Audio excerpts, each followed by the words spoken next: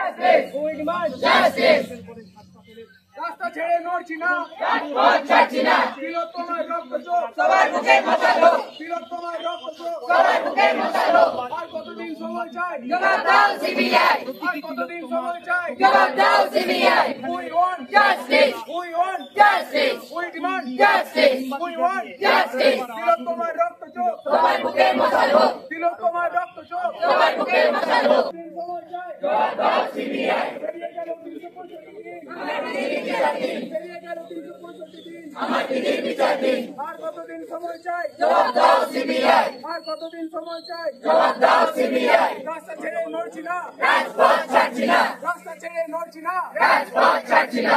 তিলোত্তমার রক্ত চোখ সবার বুকে মশালো, তিলোত্তমার রক্ত চোখ সবার বুকে মশালো। We want justice. We want justice. We demand justice. We demand justice.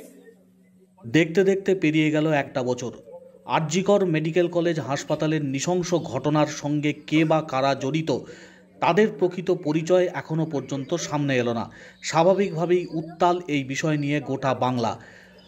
2024-এর 9ই August সেই দিনটি ভয়ঙ্করতম দিন এই রাজ্যের। সরকারি মেডিকেল কলেজ হাসপাতালের অভ্যন্তরে কর্মরত এক চিকিৎসকের উপর পাশবিক অত্যাচার করা হলো। এমনকি তার এই মৃত্যুর ঘটনার পিছনে কে বা কারা জড়িত, কাদের কাদের হাত রয়েছে, এই সমস্ত বিষয় নিয়ে প্রশ্নচিহ্ন রয়ে গেছে।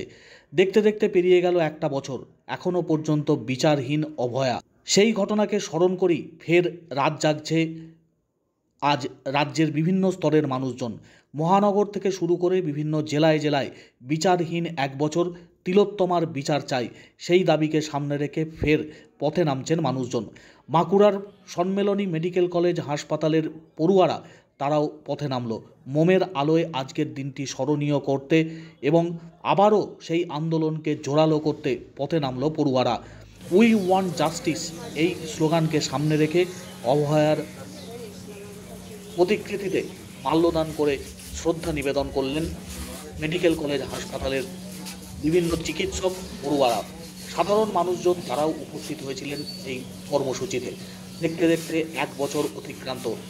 নারকীয় এই ঘটনার সঙ্গে কারা কারা জড়িত তাদের প্রকৃত পরিচয় এখনও পর্যন্ত জানতে পারেনি বাংলার মানুষজন।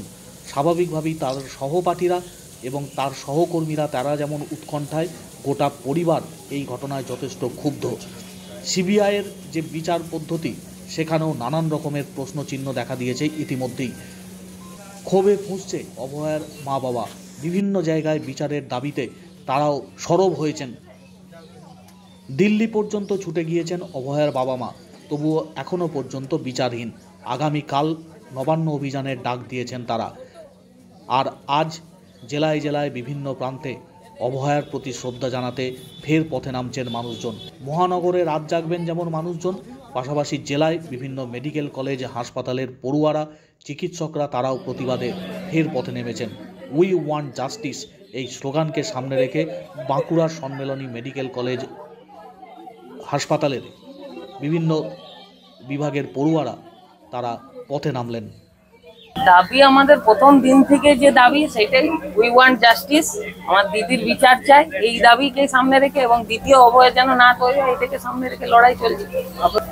এটা আমরা মনে করার এটা তো বাস্তব। সবাই সুপ্রিম কোর্টের ভার্ডিক্ট তো তাই বলছে যে এখনো তো সম্পূর্ণ বিচার হয়নি। একজনের পক্ষে যিনি দোষী সাব্যস্ত হয়েছেন তার পক্ষে তো এই কাণ্ড করা, এটা তো ফরেন্সিক রিপোর্টেও তাই বলছে যে একজনের পক্ষে এটা সম্ভব নয়।